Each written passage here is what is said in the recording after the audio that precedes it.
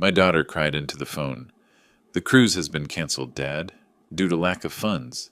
I believed her, took her debts to heart, and unpacked my suitcases. The next day, my father-in-law called to thank me for giving her my place on the liner. Enjoy yourself, I said, hiding my anger. As soon as they boarded, I launched my revenge. In a panic, she called me 83 times. Before we continue, please subscribe to the channel and write in the comments what time it is where you are now. The suitcase lay open on my bed like a promise about to be kept. I'd been working on it all afternoon. 3 Hawaiian shirts pressed and folded, 2 pairs of khaki shorts, swim trunks still with tags attached, and enough sunscreen to protect a small army from the Mexican sun. The cruise itinerary sat on my nightstand, dog-eared from repeated reading. 7 days along the Riviera, departing in just 3 days. Cabo San Lucas, Puerto Vallarta, Mazatlán on. Cities I'd only seen in travel magazines and Travel Channel documentaries. I stood over the suitcase with my packing list, checking off items with a blue pen. Formal dinner jacket for the captain's night? Check. Comfortable walking shoes for shore excursions? Check. Prescription sunglasses? Check. The excitement hummed through me like electricity coursing through old wiring. 63 years old, and this would be my first real cruise. My first time leaving the country since that college trip to Tijuana back in 1982. My phone rang, the generic ringtone echoing through the quiet house. Alma's name lit up the screen. "Hey, sweetheart," I answered, tucking the phone against my shoulder while folding a linen shirt. "Don't tell me you forgot something important. I've got my list right here if you need to compare notes." Her voice came through tight, strained, different from her usual warmth. "Dad, I need to tell you something about the cruise." I stopped mid-fold, the shirt suspended in my hands. "Everything okay? You're not getting sick, are you? They say seasickness can be pretty rough, but I read that those patches work wonders. We have to cancel." The words tumbled out fast, like she'd been rehearsing them. "Glenn's having some financial issues at work, and we just can't swing it right now." The shirt slipped from my hands onto the bed. My chest tightened. "Cancel? Alma, what happened? Is Glenn all right? Did something happen with his position? Do you need help?" No, we'll figure it out." Her tone shifted, defensive, almost brittle. We can't go. I'm really sorry, Dad." My disappointment felt heavy, physical, like someone had laid a wet blanket across my shoulders, but I pushed it down where she couldn't hear it. This was my daughter. If she was struggling, my vacation didn't matter one bit. "Hey, don't worry about it. These things happen.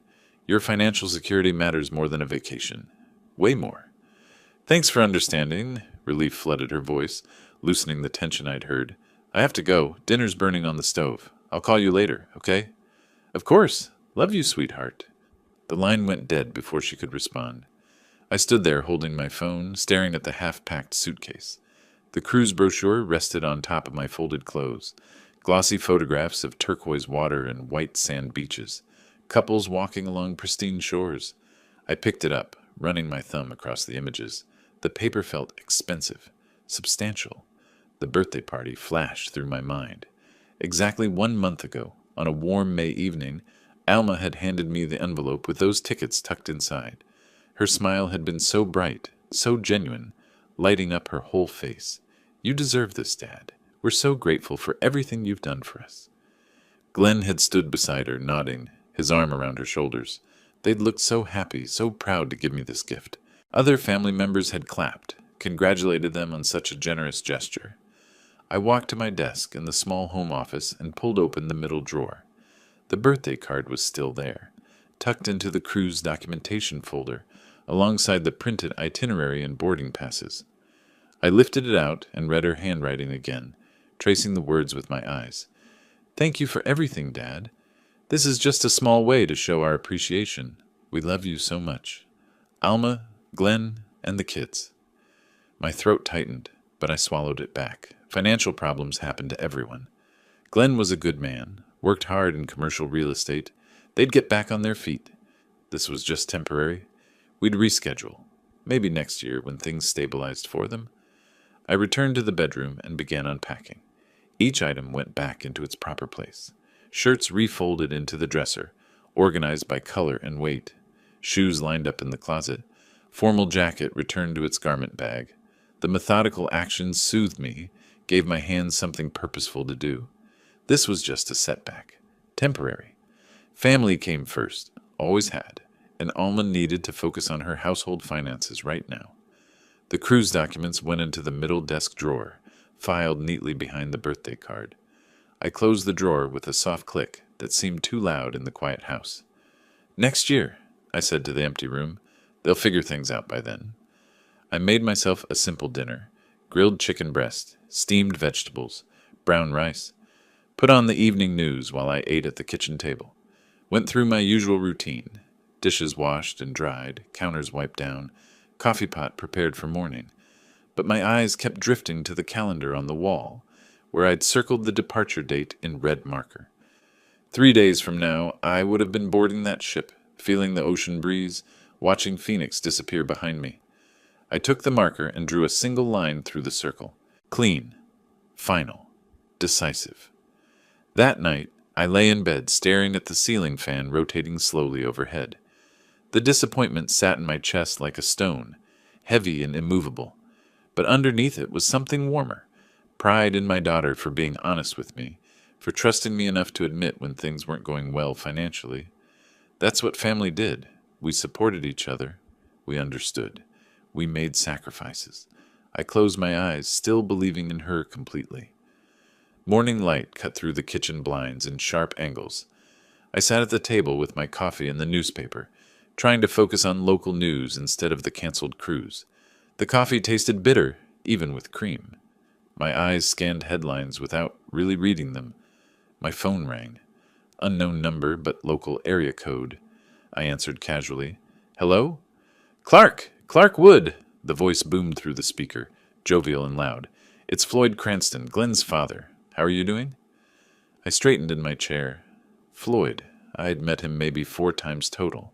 Holiday dinners, the wedding, one awkward barbecue. We weren't close. "I'm fine, Floyd. What can I do for you?" "I had to call and thank you personally for this incredible gift." His enthusiasm poured through the phone. "A Mexican Riviera cruise. I've dreamed about this type of vacation for years. Never thought I'd actually get to experience it." My coffee cup stopped halfway to my mouth. Everything inside me went cold and still. "What gift, Floyd?" "Don't be modest now," he laughed, oblivious. "Alma told us how you insisted I take your spot on the cruise." "Dad would want this for family," she said. "He'd want someone to enjoy it." "That's real respect for elders, Clark. You raised her right." The kitchen walls seemed to tilt. My hand lowered the coffee cup back to the table with exaggerated care, like I was moving underwater. "I see," I said. My voice came out flat, empty. "We're flying out tomorrow morning," Floyd continued, still riding his wave of excitement. "Glenn's excited. Alma's been packing all week. The kids are staying with Alma's friend. This is going to be the trip of a lifetime. Enjoy yourself, Floyd." The coldness in my tone finally penetrated at his enthusiasm. "Well, yes, thank you. I just wanted to say how much this means. Enjoy." I hung up. The phone sat on the table in front of me. I stared at it. My coffee grew cold. The newspaper lay forgotten, headlines meaningless. She hadn't canceled the cruise. She'd given my spot to Glenn's father, told him I'd volunteered it, made me look generous while stealing from me. I stood up slowly, walked to my home office, and sat at my desk. My movements felt mechanical, detached. I pulled open the file cabinet beside my desk and removed a folder labeled Second House, Rental Property. The property sat in a decent neighborhood 15 minutes away. 2,000 square feet, 3 bedrooms, built in 1998. I'd bought it as an investment in 2010, thinking I'd rent it out for retirement income. Then Alma got married. She and Glenn needed a place temporarily after the wedding, just until they saved enough for their own down payment. 6 months, maybe a year. I'd handed her the keys, told her not to worry about rent until they were stable.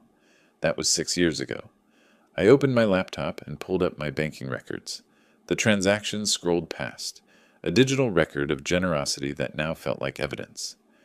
$8,500 for Glenn's mother's emergency surgery. Later, I'd seen photos on social media of their new SUV, purchased the same week. Alma, smiling in the driver's seat, caption, reading, "Finally upgraded our ride."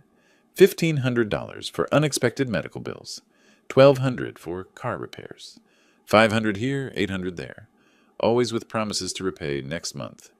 Next month never came. At family dinners, Alma praised my generosity, my big heart, my willingness to help family. Never mentioned repayment, never brought up the mounting debt. I searched through my email, found the messages. Alma's words, preserved in digital amber. Dad, we're struggling this month. Could you help us out? We'll pay you back as soon as Glenn's commission check comes through. Another, I know we owe you already, but the kids need new clothes for school. Can you float us another $600? We'll settle up everything next month, I promise. The birthday party, her presentation of the cruise tickets, that sincere smile. You deserve this, Dad.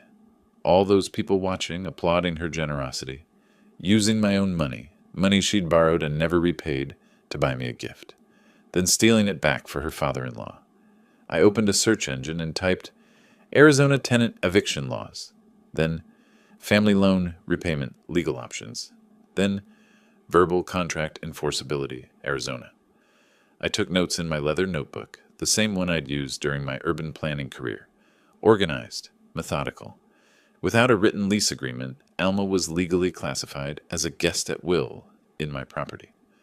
Arizona law allowed property owners to terminate such arrangements with 30 days written notice. No cause required. The property deed sat in my hand. My name only. No legal claim from Alma whatsoever. She'd never contributed to the mortgage, never paid property tax, never signed any formal agreement. For 6 years, she'd lived rent-free in a house worth $320,000. I looked at the calendar. Tomorrow they'd board a plane to Mexico. They'd sail away on my cruise, drinking Mai Tais and taking selfies at sunset, while I sat here having been too trusting, too generous, too much of a fool. Something settled inside me, cold, clear, perfectly calm. I picked up my phone and dialed a number from my professional contacts. The receptionist answered on the second ring. Miller and Associates Law Firm, how may I help you? Roberta Miller, please. My voice was steady, businesslike. Tell her Clark Wood needs to discuss property law, specifically eviction procedures and debt collection. I waited on hold, listening to classical music, watching the morning sun climb higher through my kitchen window. Clark? Roberta's voice came through warm, professional. It's been a while. What's going on? I need to schedule a consultation. I glanced at my notebook, at the organized list of grievances and dollar amounts. How soon can you meet? I hung up with Roberta Miller's receptionist and sat back in my desk chair.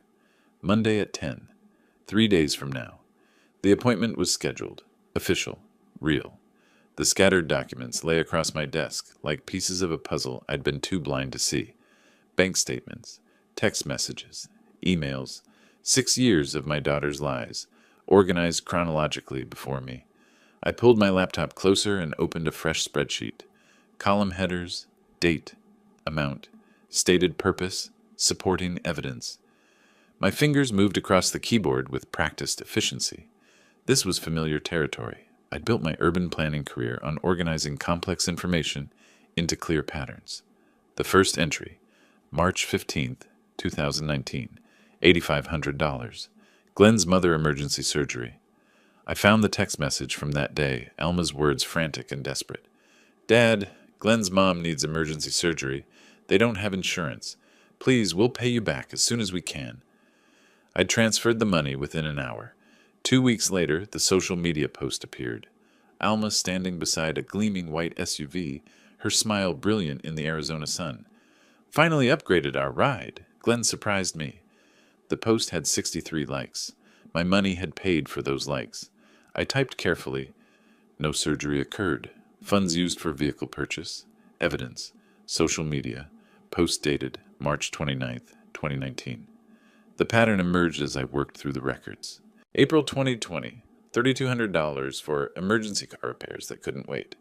June 2020, $2,800 for unexpected medical bills. We're drowning. September 2020, $500 for back-to-school expenses. Kids need clothes. Smaller amounts scattered throughout. $800, $600, $450, $950. Each request came with urgency, with promises, with gratitude. Each promise evaporated like morning dew. I highlighted the bank transfers in different colors: yellow for amounts under 1,000, pink for amounts over 1,000. The statements transformed into a color-coded map of my own foolishness. Pink dominated the pages. By 8 o'clock that evening, my spreadsheet showed the truth in cold numbers. $34,000 in documented loans. $34,000 requested, received, never repaid. Each entry had supporting documentation, text messages where Alma wrote, "I'll pay you back next month, promise," or "Once Glenn's bonus comes through, we'll settle everything." The bonuses came. The settlements never did. I pulled another folder from my cabinet, the property deed to my second house. 3 bedrooms, 2 bathrooms, built in 1998, purchased by me in 2010 as an investment property. Located in a decent Phoenix neighborhood with good schools, currently valued around $320,000. The text exchange from 6 years ago still existed in my phone archive. I pulled it up, read Alma's message. "Dad, can we stay at your rental house temporarily? Just a few months while we save for our own place. We'll start paying rent as soon as Glenn's promotion comes through." Glenn's promotion came through 8 months later. The rent never did. I calculated quickly. 6 years and 2 months. If I'd charged even minimal rent, $200 monthly for a 3-bedroom house, that would be $74,400 in back rent. Add that to the $34,000 in direct loans, and my generosity totaled over $108,000. The number sat on my screen, stark and undeniable. I opened a new browser tab and searched Arizona tenant law, no written lease. The results loaded quickly. I read through statute after statute, taking notes on my legal pad. Without a written rental agreement, Alma was classified as a guest at will, not a legal tenant with formal protections. I could terminate her occupancy with 30 days written notice. No eviction lawsuit required unless she refused to leave. The process was straightforward, almost elegant in its simplicity. I wrote on my notepad, "Notice delivered Monday, expires mid-July." Tomorrow morning, Friday, Alma, Glenn, and Floyd would fly to San Diego. They'd board the cruise ship, my cruise ship, and sail away into the Pacific. They'd drink complimentary champagne, eat elaborate buffet dinners, take sunset photos from the deck. They'd post about their amazing vacation, their wonderful family trip, their gratitude for this incredible experience. Meanwhile, I'd sit here with my spreadsheets and legal research, preparing their homecoming surprise. The irony tasted bitter but satisfying. Let them enjoy their stolen vacation. 7 days of luxury purchased with deception. They'd come home to reality. I found a birthday card in my desk drawer, one Alma had sent 3 years ago. The front showed a father and daughter holding hands at sunset. Inside, her handwriting, "Thank you for being the most generous father anyone could ask for. I don't know what we'd do without you. Love always, Alma." I read it twice. Generous, the word used to make me proud. Now it felt synonymous with gullible, with foolish, with used. I placed the card face down on my desk and continued working. Near midnight, I checked social media one final time. Alma's latest post, uploaded an hour ago. "Cruise vacation tomorrow. So excited. Dreams do come true." 68 likes already. Comments from friends. "Have the best time. You deserve this. So happy for you guys." I took a screenshot, saved it to my evidence folder, then closed my laptop. Walking through my house, I turned off lights one by one. In the hallway, I passed the framed photo from Alma's wedding. She wore white lace. Glenn wore a gray suit, both smiling like they'd won the lottery. I'd paid for half that wedding when Glenn's parents couldn't contribute their share. I didn't take the photo down. It stayed on the wall. But I stopped looking at it with sentiment. It was just evidence now. Everything was evidence. In bed, I stared at the dark ceiling. Tomorrow they'd fly away on their stolen vacation. Monday I'd meet with Roberta Miller. The machinery would begin moving, slow, methodical, inevitable. My name was on that property deed. My money filled that bank statement. My patience had limits. Those limits had been reached. The weekend passed in careful stillness. Saturday I worked in my yard, trimming hedges with mechanical precision. Sunday I organized my garage, sorting tools into labeled drawers. I didn't call anyone. No one called me. Monday morning arrived cool and bright. I dressed in a charcoal suit, white shirt, navy tie, the uniform of serious business. By 9:30, I was driving toward downtown Phoenix, my folder of documents on the passenger seat. Roberta Miller's office occupied the 6th floor of a mirrored building off Central Avenue. I'd worked with her firm years ago on municipal planning projects. She knew I wasn't dramatic, wasn't reactive. When I called about property law, she took me seriously. The receptionist showed me to a conference room at exactly 10 o'clock. Roberta entered 2 minutes later, extending her hand with a firm grip. Late 50s, silver hair cut short, reading glasses hanging from a chain around her neck. "Clark, it's been too long." She sat across from me, opening a fresh legal pad. "Tell me what's going on." I removed documents from my folder, placing them on the polished table in organized stacks. Property documents first, then financial records, then communication history. She picked up the property deed, examined it closely, set it aside, moved to the bank statements, scanning the highlighted transfers. Her expression remained neutral, professional, but I saw understanding flicker in her eyes. "This is clear cut," she said after 20 minutes of review. "You own the property outright. There's no rental agreement. You have documentation of repeated loan requests with promises of repayment." She tapped the text message printouts. "Legally, you're on solid ground. How long will the eviction process take?" 30 days if they cooperate." She made a note on her pad. "Maybe 45 if they fight it, but they won't win. You have every legal right to reclaim your property." I pointed to one specific bank statement. "This one, $8,500. She said it was for her mother-in-law's surgery. Emergency operation, couldn't wait." I kept my voice level. 2 weeks later, she's posting pictures of a new SUV. Roberta studied the date, the amount, my highlighted notation. The reason for the loan doesn't matter legally. What matters is she acknowledged it as a loan and promised repayment. These text messages prove that. When you send these documents, they're on a cruise ship. They'll get the email at sea. "Good." Roberta leaned back in her chair. "Gives them time to think about their situation before they get home. Sometimes distance provides clarity. Or panic." "That too." She called her paralegal through the intercom. Sandra appeared moments later, efficient-looking woman in her 30s, tablet in hand. Roberta explained what we needed. Formal notice to vacate for the property. Demand for repayment letter for the loans. Both on firm letterhead, both sent certified mail and email for documentation purposes. Sandra worked quickly, her fingers flying across her tablet keyboard. She glanced up occasionally, asking clarifying questions. "Property address? Occupant names? Total debt amount?" I provided each answer precisely. No hesitation. Within 40 minutes, Sandra printed documents on heavy law firm letterhead. She prepared certified mail labels, addressed envelopes. She looked up at me, stylus poised over her tablet. "Mr. Wood, can you confirm this email address for your daughter?" She read it aloud. My daughter's email. I'd helped her set it up 15 years ago when she started college. "That's correct." I paused. "Send both documents." "Sending now." I watched the tablet screen over Sandra's shoulder. The email composition window filled with text. Subject line, legal notice, time, sensitive. 2 PDF attachments, notice 2, vacate, PDF, and demand 4, repayment, PDF. I could stop this with one word. I said nothing. Sandra tapped send. The screen showed a brief spinning circle, then message sent successfully, 10:47 a.m. I exhaled slowly. The cruise ship had left San Diego 2 hours ago. 8:47, Phoenix time, accounting for the time zone difference.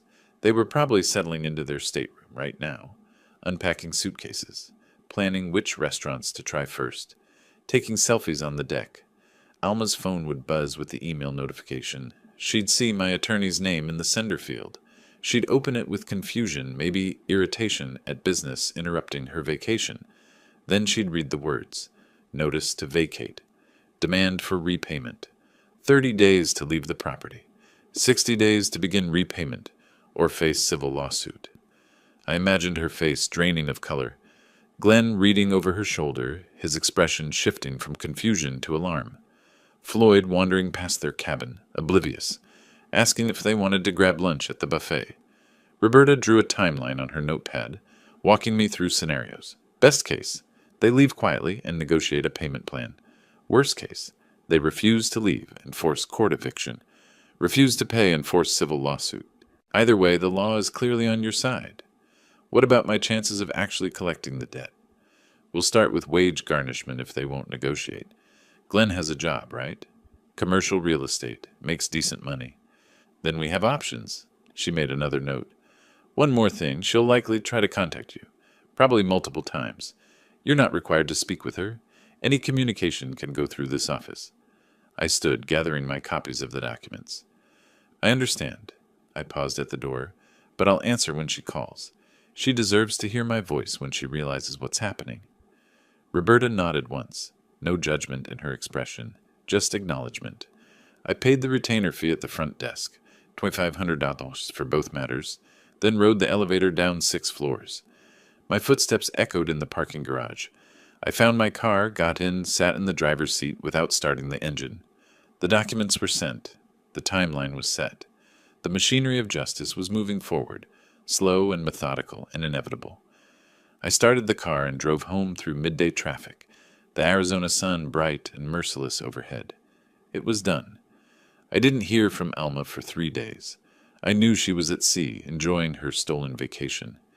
I went about my routine, worked on some consulting projects for municipal clients, reorganized files in my home office, took long walks in the evening heat. On the 3rd day of their cruise, while I was having lunch at home, my phone started buzzing. Once, twice, 3 times in rapid succession. I glanced at the screen. Alma. I set the phone face down on the table and kept eating my sandwich. Later, I learned what had happened. The first 2 days of the cruise had been everything they'd hoped for. The ship was luxurious, gleaming corridors, multiple restaurants, a theater with evening shows. Floyd boasted to other passengers about how his family took care of him. Glenn won $40 at the ship's casino. Alma posted photos on social media. Sunset from the deck, elaborate buffet spreads, the 3 of them smiling with tropical drinks. On the 3rd morning, the ship docked at Cabo San Lucas. While Glenn and Floyd signed up for a fishing excursion, Alma decided to stay on board. She'd sleep in, maybe get a massage, definitely check her email using the ship's Wi-Fi. She'd been offline for 2 full days and felt disconnected from the world. She sat in the ship's internet cafe, a small room with 6 computer stations and terrible lighting. $29.99 for a 1-hour Wi-Fi package. She paid with her credit card and waited for her inbox to load. Promotional emails, social media notifications, a message from her dentist about an upcoming appointment, then one that made her stomach drop. Miller and Associates Legal Services. Legal notice, time sensitive. Her finger hovered over the screen. Miller and Associates. She didn't recognize the name. Legal notice. Her father's name in the preview text. She tapped it. The email opened. 2 PDF attachments. Notice 2. Vacate premises PDF. And formal demand for debt repayment. PDF. The first document loaded slowly on the weak ship connection. Official letterhead. Legal language.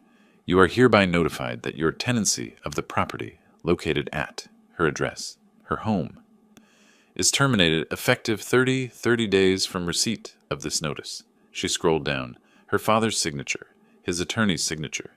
Date, Monday, June 16th, 2025, 4 days ago. The second document was worse, an itemized list. March 15th, 2019, 8:05, stated purpose, medical emergency. April 8th, 2020, 3,200, stated purpose, car repairs, on and on. Every loan she'd ever asked for, listed with dates and dollar amounts. Total, $34,000. Payment in full or arrangement for repayment plan must be initiated within 60 days, or debtor faces, civil lawsuit, and potential wage garnishment. Alma stood so quickly her chair scraped loudly against the floor. An elderly woman at the next computer station glared at her. Alma didn't notice. She ran from the internet cafe, through the ship's corridors, her sandals slapping against polished floors. Passengers moved aside, startled by her urgency. In her cabin, she grabbed her phone with shaking hands, dialed her father's number. International call charges be damned. The phone rang. Once, twice, 3 times. Voicemail. She hung up and dialed again. Voicemail. Again. Voicemail. Again. Again. She didn't know that after the third call I'd blocked her number. Every subsequent attempt went straight to voicemail, without ever ringing on my end. By the time Glenn and Floyd returned from their fishing excursion, sunburned, cheerful, Floyd carrying a photo of himself holding a marlin, Alma was hysterical. She'd called 15 times, sent a dozen text messages that I had read but not answered. What happened? Glenn dropped his tackle box, hurrying to where Alma sat on the bed, her face red and blotchy. She shoved her phone at him. "Read it!" Glenn scrolled through the documents, his expression shifting from confusion to alarm. Floyd read over his shoulder, squinting at the screen. "That manipulative old man." Floyd's voice boomed in the small cabin. "He planned this. Waited until we were trapped on a ship so we couldn't respond." Glenn kept reading, his jaw tightening. "Is this real? All these amounts?" "Of course it's not all real." Alma's voice cracked. "Some of it, yes, but $34,000? Glenn's eyes found hers. "Alma!" "We were going to pay him back.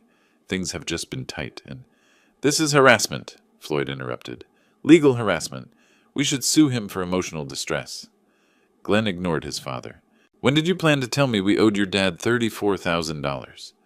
"I tried calling him," Alma said desperately. "He won't answer. He's not responding to my texts. We need to get off this ship. We need to go home and fix this." "We're in Mexico," Glenn said flatly. "We can't just leave. The ship returns in 4 days." Floyd paced the narrow cabin. "This is illegal. Has to be. You can't evict family." "He's not evicting family." Glenn's voice was cold. "He's evicting tenants who never paid rent." 4 more days at sea. 4 days of Alma sending text messages that went unanswered. "Dad, please answer." "Dad, we need to talk." "This is insane. You can't do this." "Answer your phone." I read each one as it arrived. My expression never changed. The messages escalated. Pleading, "Please, Dad, let's talk about this. There's been a misunderstanding." Explaining, "We were going to pay you back. Things have just been tight." Bargaining, "I can start making payments immediately. Just don't evict us." Then angry, "How can you do this to your own daughter?" Finally threatening, "You'll regret this. Everyone will know what kind of person you are." I took screenshots of the threatening messages and forwarded them to Roberta Miller. Then I muted the conversation. The rest of their cruise was miserable. Alma barely ate. Glenn spent hours on the ship's Wi-Fi researching Arizona tenant law, getting conflicting information from legal websites. Floyd alternated between rage and strategy sessions. "When we get back, we'll fight this properly. Get our own lawyer." Other passengers noticed their tension. The family that had been so happy, so celebratory, was now huddled in corners having urgent whispered conversations. They skipped evening shows, left dinners early. The dream vacation had become a floating nightmare. Meanwhile, I went to the gym, cooked healthy meals, met a friend for coffee, slept soundly. The machinery was in motion. Nothing they said or did from a cruise ship in Mexican waters would stop it. They returned home on a Sunday evening. I knew their flight schedule. I'd seen it on the original cruise itinerary. I imagined them driving through Phoenix at sunset, the city lights spreading out below the mountain preserve, Alma staring out the window with dread. I was in my backyard watering tomato plants when my phone rang. 7:45 p.m. Alma's number. I'd unblocked it that morning, knowing this call would come. Let her think I'd been ignoring her all week simply by choice. I let it ring 4 times before answering. "Hello, Alma?" "Dad," her voice was raw, exhausted. "We need to talk. We just got home.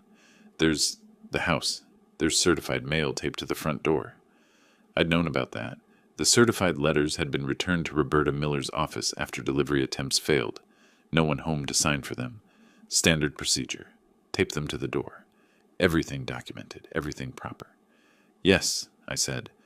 "Those are copies of the documents you received electronically." "Dad, please, can we come over? We need to talk face to face." "No." The single word hung between us. "What do you mean, no? I'm your daughter." "And you stole from me," I said calmly. I walked inside, closing the patio door behind me. "You lied to me repeatedly. You took my cruise and gave it to Glenn's father. We don't need to meet face to face. You need to contact my attorney. How can you do this to me? You're throwing your own daughter out on the street. I sat in my living room chair, looking at the framed photos on my bookshelf. Alma at her high school graduation, Alma at her wedding, smiling, grateful, loving daughter. You have a job. Glenn has a job. You'll find another place to live. You've had 6 years of free housing. That's ended. And because of one cruise? One thing and you destroy my life? Not one thing. My voice stayed level.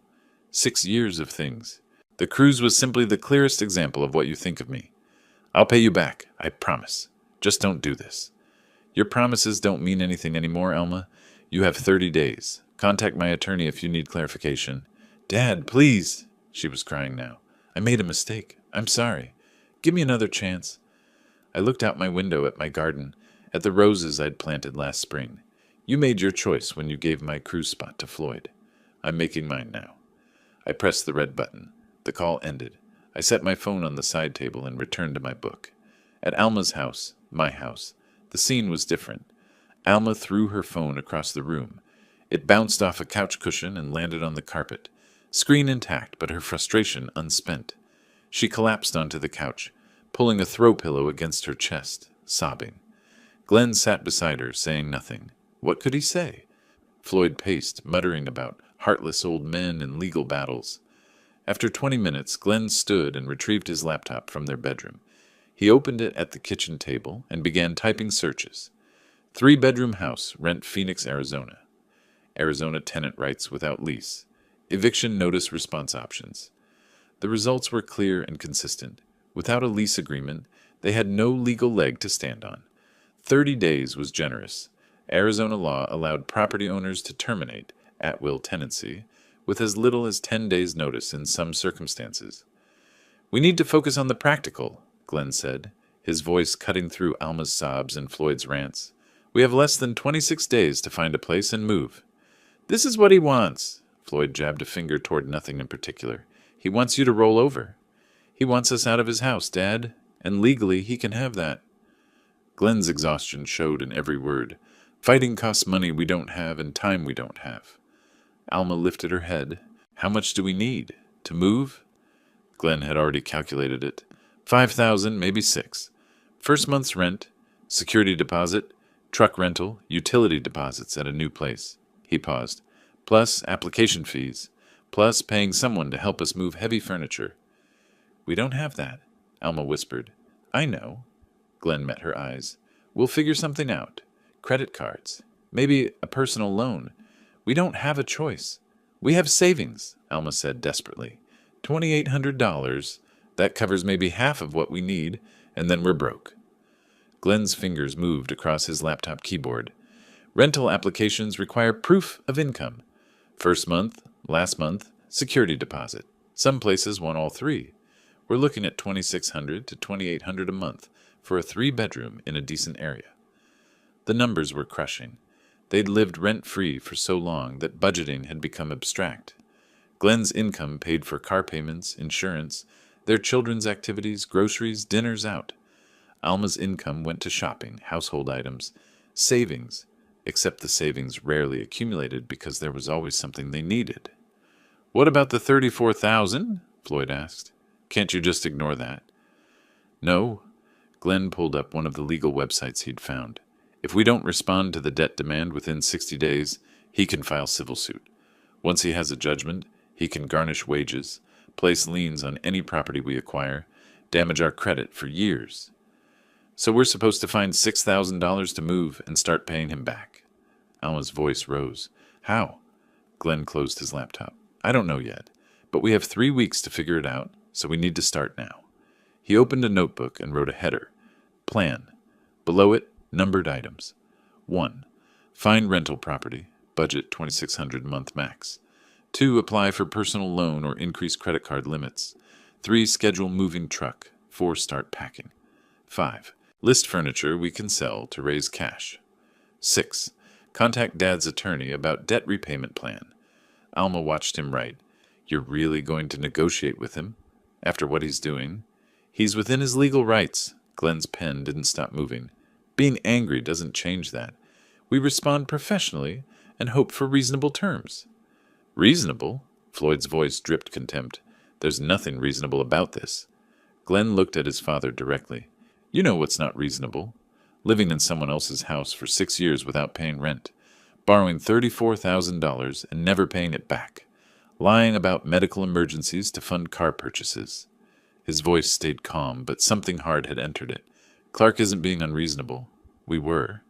The room went silent. Floyd sat down heavily. Alma stared at Glenn like she didn't recognize him. Glenn returned to his notebook, adding more items to the list.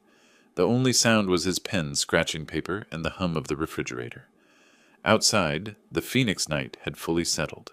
Somewhere across the city, in a different house, I was reading my book in peaceful quiet. The machinery continued its work. 2 days after they returned from the cruise, Alma made an appointment with an attorney. Not my attorney, her own. I learned about this later through Roberta, who received a call from Marcus Chen's office requesting copies of the eviction documents. I wasn't concerned. The law was clear, and all my documentation was in order. While Alma sat in a downtown office searching for loopholes, I was home organizing my second property for new tenants, real tenants this time, with proper lease agreements. Marcus Chen's office occupied the 3rd floor of a building on East Jefferson Street. Alma arrived 15 minutes early, clutching a folder containing printed copies of the eviction notice and debt demand. She'd barely slept in 2 days. Marcus met her in his conference room, mid-40s, professional demeanor, patient eyes. He listened while she explained her situation, occasionally taking notes on a yellow legal pad. I've lived in that house for 6 years, Alma said, her voice tight. My father never asked for rent before. We had an arrangement. Then suddenly he's evicting me over one argument. Marcus set down his pen. Do you have a rental agreement? Any written lease? Alma's face fell. No, it was informal. Family arrangement. Marcus pulled up documents on his laptop, comparing them against Arizona statutes, displayed on a second monitor. After 15 minutes of reading, he leaned back in his chair. Mrs. Cranston, I need to be honest with you. Without a rental agreement, you're classified under Arizona law as a guest at will, not a tenant. Your father has the legal right to terminate your occupancy with 30-day notice. He tapped the eviction document, which he's provided. But there has to be something. I could file motions to delay the process, maybe buy you a week, possibly 2. Marcus's tone remained professional, but firm. It would cost between $2,500 and $3,500 in legal fees, and ultimately you'd still lose. Worse, fighting and losing creates a formal eviction record that makes renting elsewhere extremely difficult. Alma stared at the table. So I'm just supposed to leave? My professional advice? Start looking for new housing immediately. Use the remaining time productively. Marcus pulled up the debt demand document. Now about this $34,000? Can I ignore it? Marcus scrolled through the attached evidence. Bank transfers, text messages. These aren't gifts, Mrs. Cranston. You acknowledge them as loans in writing. Multiple times. If your father files a civil suit, he'll almost certainly win a judgment. Then he can garnish wages, levy bank accounts, damage your credit for years. He looked at her directly. Fighting this costs money you don't have, and the outcome is predictable. Alma felt walls closing in. So what do I do? Negotiate a payment plan if possible, some monthly amount you can sustain. Marcus paused, though given the circumstances, I'm not sure he's interested in negotiating. He's not, Alma whispered. That evening, Alma sat at her kitchen table with her laptop open. Glenn and Floyd had gone to bed. The house was quiet except for the hum of the refrigerator. She opened Facebook and began typing. The post took 30 minutes to craft. She wrote about a heartless father evicting his daughter and grandchildren over one disagreement, about years of family loyalty being thrown away, about elderly parents who forget what family means. She didn't mention the free housing, the unpaid loans, or why her father was angry.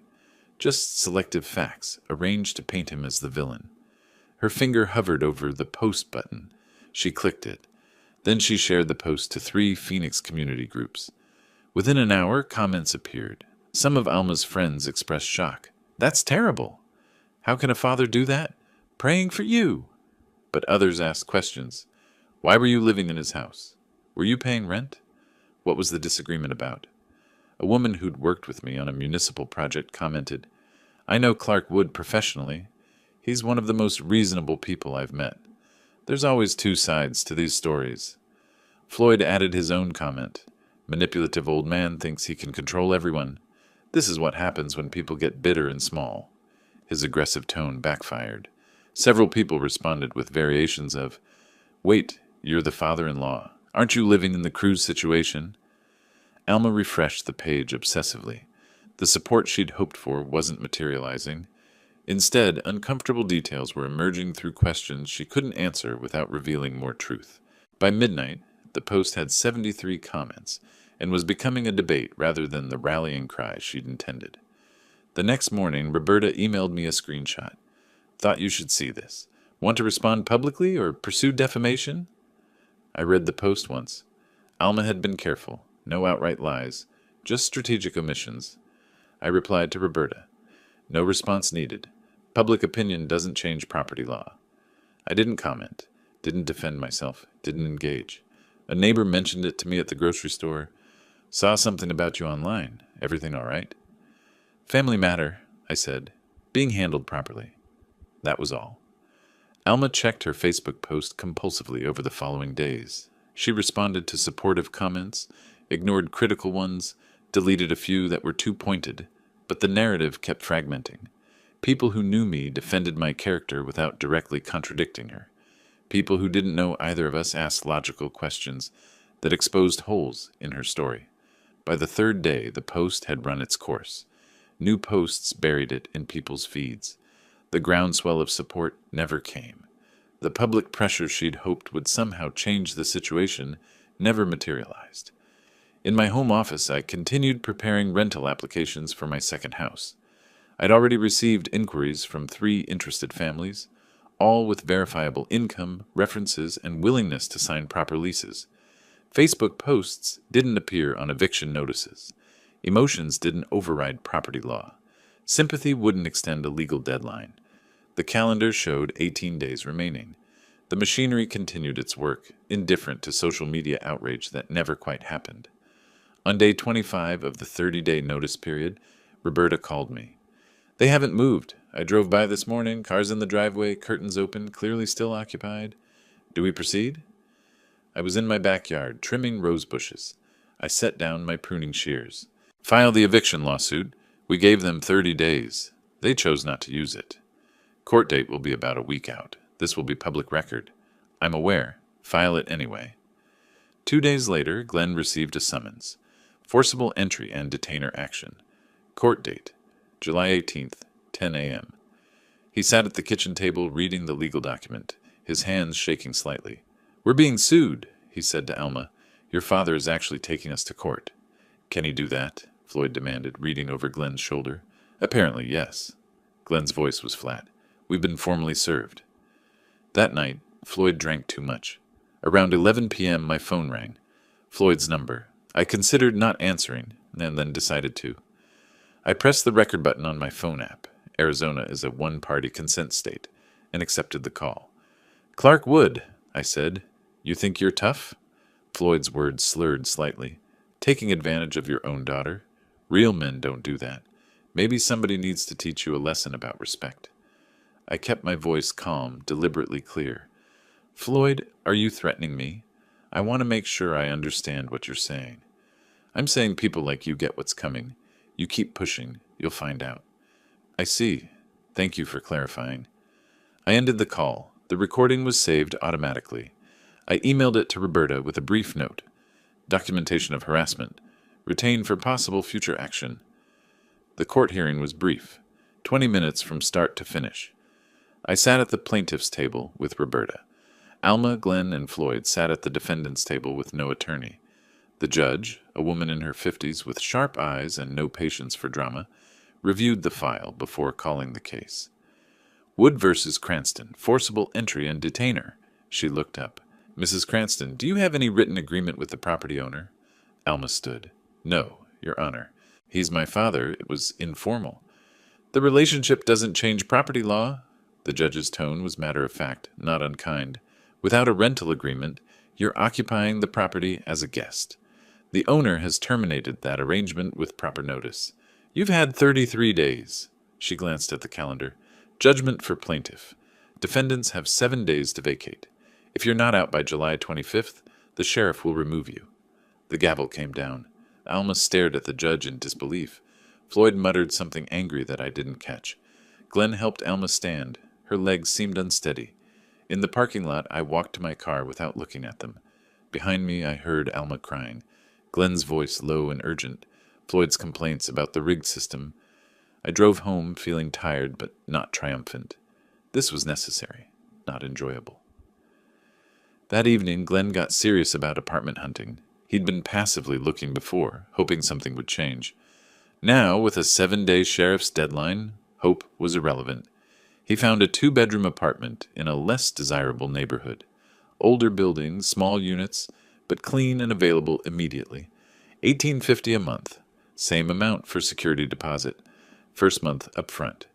It's smaller than what we had, the apartment manager said, showing Glenn and Alma through the unit the next day.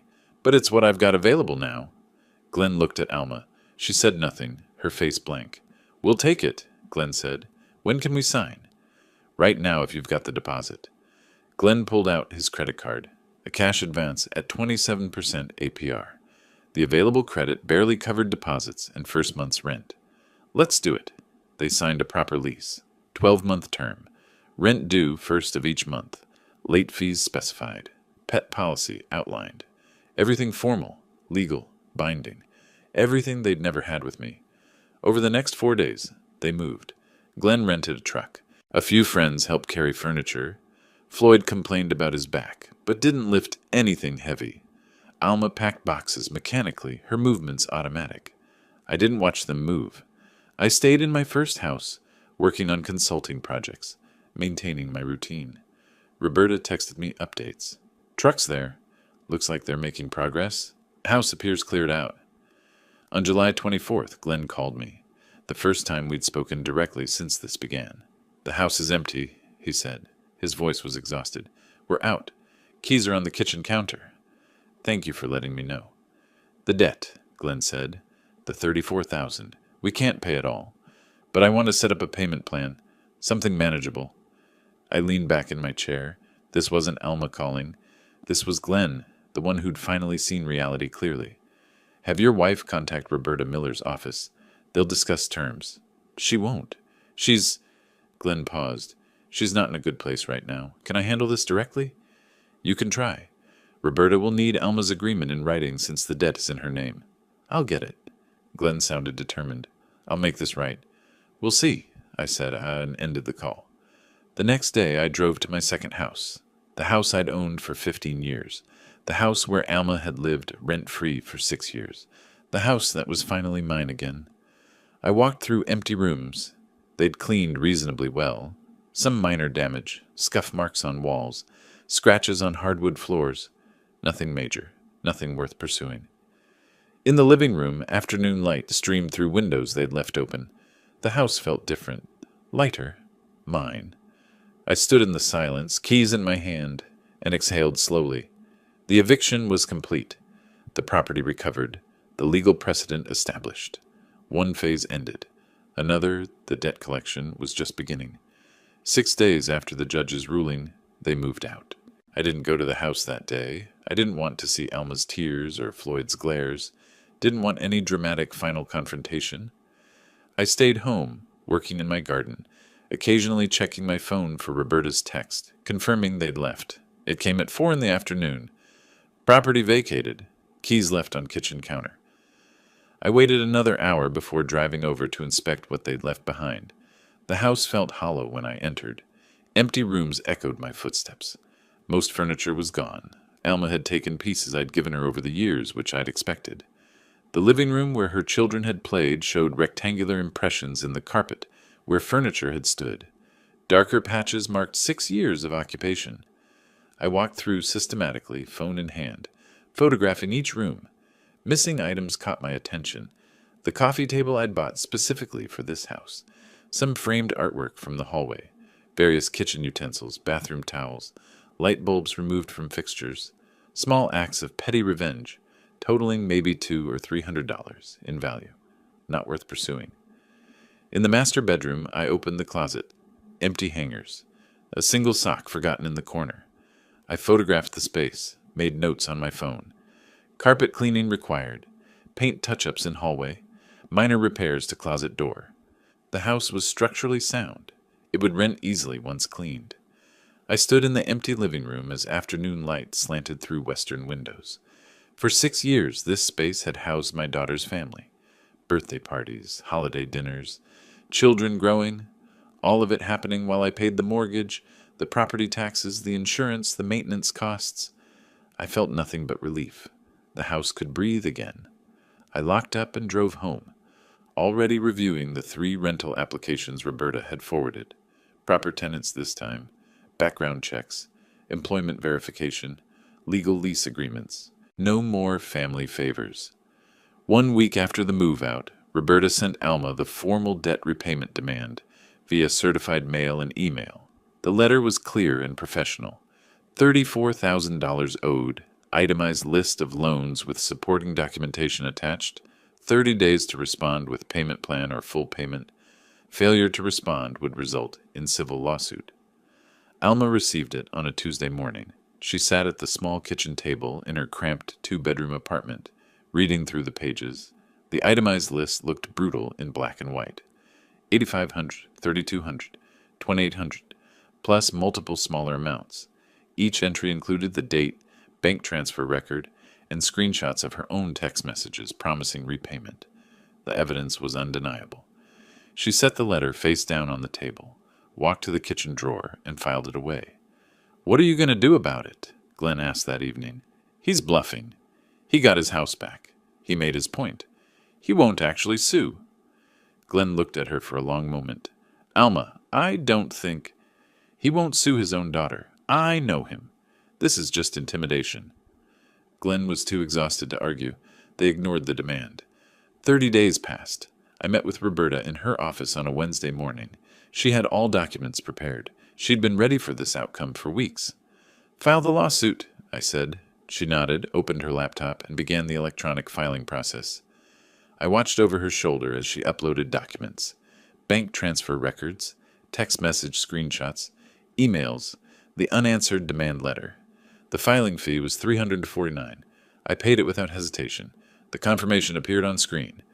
Case filed successfully. Civil action for debt collection. Case number CV-205 08547. Court date August 28th, 2025, 9:30 a.m. "Done," Roberta said. 2 days later, Alma received the civil summons. A sheriff's deputy knocked on her apartment door, handed her the envelope, had her sign for it. She opened it with shaking hands. Her father wasn't bluffing. Glenn's reaction when she showed him, "We need to find money for a payment plan. Now." But they were stretched impossibly thin. New rent, $150 monthly. The security deposit and first month had maxed out their credit cards. Moving costs had drained their savings to $400. Glenn made about $7,000 monthly. After rent, car payments, insurance, utilities, food, and minimum credit card payments, they had maybe $1,100 left each month. The $34,000 judgment loomed like a mountain they couldn't climb. Floyd called me 3 days after Alma received the summons. "Let's put this behind us," he said, his tone attempting conciliation. "Family is family. Forget the money. Let them start fresh." "Floyd, the lawsuit proceeds as filed. Don't contact me again." I ended the call and blocked his number. 2 days later, he showed up at my house. I watched from my living room window as he parked in my driveway, walked to my front door, and knocked. He waited. Knocked again. Called out my name. I didn't move. After 5 minutes, he returned to his car and drove away. I texted Roberta. Floyd attempted contact at my residence despite being told not to. Documented on doorbell camera. Time-stamped footage available if needed. Her response, noted. Will include in case file if he escalates. Floyd's power and authority had proven meaningless against legal process. He slunk back to his own home, diminished and irrelevant. The court date approached. Glenn contacted Marcus Chen. The attorney Alma had consulted months ago. With limited funds, they paid $1,500 for Marcus to represent them at the hearing. Marcus reviewed the evidence and delivered honest advice. We can't win. The documentation is overwhelming. Best strategy is to request a payment plan rather than lump sum judgment. Alma wanted to fight anyway. Marcus gently explained that fighting without grounds was wasting money they desperately needed. On August 26th, 2 days before the hearing, I received rental applications from a young couple. Both teachers, solid income, excellent references. I approved their application, signed a 1-year lease, and scheduled their move-in for September 1st. The circle was closing. My property would house proper tenants. My debt would be acknowledged legally. My boundaries would be legally enforced. Everything I'd worked toward since that phone call from Floyd about the cruise. The machinery had done its work. Now came the final judgment. The courtroom was smaller than I'd expected. 20 rows of benches, fluorescent lighting, the seal of Arizona mounted behind the judge's bench. August heat pressed against the building outside, but aggressive air conditioning made the courtroom almost cold. I sat at the plaintiff's table with Roberta. Alma, Glenn, and Marcus Chen sat at the defendant's table. Floyd was somewhere behind us. I didn't turn around to look. The judge entered. We stood. She sat. We sat. Civil action CV 2025-8547. Wood v. Cranston. Debt collection matter. The judge glanced at her file. Ms. Miller, present your case. Roberta stood, professional and precise. She submitted exhibits, bank transfer records, printed text messages, emails, the unanswered demand letter. She walked the judge through the timeline. 6 years of loans, each one requested with promises of repayment, none ever repaid. The evidence shows clear acknowledgement of debt, Roberta said. The defendant explicitly described these transfers as loans in writing, repeatedly promised repayment, and never contested the debt until legal action became necessary. The judge examined the documents, looked at Marcus Chen. Defense? Marcus stood. He looked tired. Your Honor, these were family transactions. My client's father helped her during difficult times. The informal nature of family communications doesn't necessarily indicate legal debt obligation. Mr. Chen. The judge held up a text message screenshot. Your client wrote, and I quote, "I'll pay you back next month, Dad. Promise." Does that sound informal, or does it sound like acknowledgement of debt? Marcus hesitated. Family communications are often casual. But they do reflect acknowledgement of debt. Continue, Ms. Miller. Roberta presented the remaining evidence efficiently.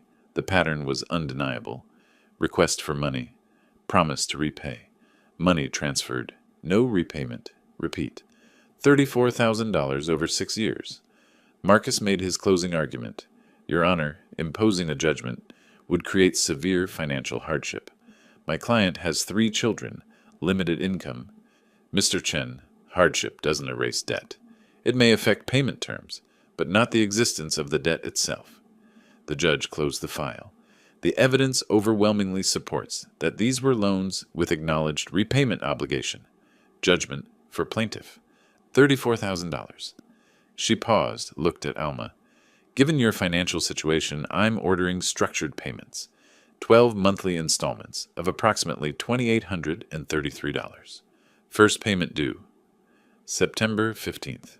Failure to comply will result in wage garnishment. The gavel struck. It was over in 23 minutes. Outside the courtroom, we waited for the elevator. Alma stood 10 feet away, staring at nothing. Glenn talked quietly with Marcus Chen. Floyd muttered angry words I couldn't hear. The elevator arrived. We all entered, separate groups in the same small space. The doors closed. I looked at Alma. She looked at the floor. I'm not cruel, Alma, I said quietly. I just stopped being your free resource. Maybe someday you'll understand that boundaries aren't punishment. They're necessary. She didn't respond, just looked at me briefly, then away. The elevator opened. I stepped out first, Roberta beside me. We walked across the lobby and into the Phoenix heat without looking back. In the parking garage, as Glenn unlocked their car, Alma finally spoke. $2,800 a month. For a year. How are we going to do this? We'll figure it out, Glenn said. We have to. From the back seat, Floyd started. This is ridiculous. You could appeal. Dad, stop. Glenn's voice was sharp, final. Just stop. We lost. It's over. Floyd fell silent. For once, he had no response. That evening, I sat on my back patio, watching the sunset paint the Phoenix sky in shades of orange and purple. My phone rang. Roberta. First payment posted today, she said. Full amount, on time. They're complying with the judgment. Good. I felt something release in my chest. That's all I wanted, not free money, but accountability. How are you feeling about everything? I considered the question. Peaceful, like I finally set down something heavy I'd been carrying too long. You did the right thing, Clark. I know. We said goodbye. I set my phone aside and returned to watching the sunset. The next week, new tenants moved into my second house. The young teachers, excited, grateful, professional. They signed their lease, paid their first month's rent and security deposit, took their keys with genuine appreciation. I showed them how the thermostat worked, explained the sprinkler system for the front yard, gave them my contact information for maintenance issues. Thank you so much, the wife said. We've been looking for months. This is perfect for us. Glad it worked out, I said. I locked the door behind me as I left, feeling lighter than I had in years. Over the following weeks, payments arrived like clockwork. September 15th, 2033. October 15th, 2033. Alma and Glenn were keeping their agreement, probably through sacrifice and tight budgets, but they were doing it. I didn't track Alma's social media anymore, didn't ask mutual acquaintances about her life. The connection was severed, not through anger, but through necessity. She needed to build a life without using me as a foundation. I needed to live without being used. In late September, I booked a cruise. Not to Mexico. I chose Alaska instead. A different experience entirely. I'd finally take the vacation I'd been owed on my own terms, paid for with my own money. The morning I left for the airport, I stood in my living room looking at the photo from Elma's wedding. She wore white lace, smiled brilliantly, full of hope for her future. I'd been so proud that day. I left the photo on the wall. It was part of my history, even if that relationship had changed irrevocably. You don't erase the past. You learn from it and move forward. At the airport, waiting for my flight, I felt the weight of the past months lift completely. The revenge I'd pursued wasn't about punishment. It was about enforcing boundaries, demanding accountability, refusing to be taken advantage of anymore. Justice. That's what I'd sought. And justice, cold and impartial and absolute, was what I'd received. My boarding group was called. I picked up my carry-on bag and walked toward the gate, leaving Phoenix behind, heading toward Alaskan glaciers and new horizons. The machinery had completed its work. The scales were balanced. I was free. If you liked this story, please like this video, subscribe to the channel, and share your impressions of this story in the comments. To listen to the next story, click on the box on the left. Thank you for watching.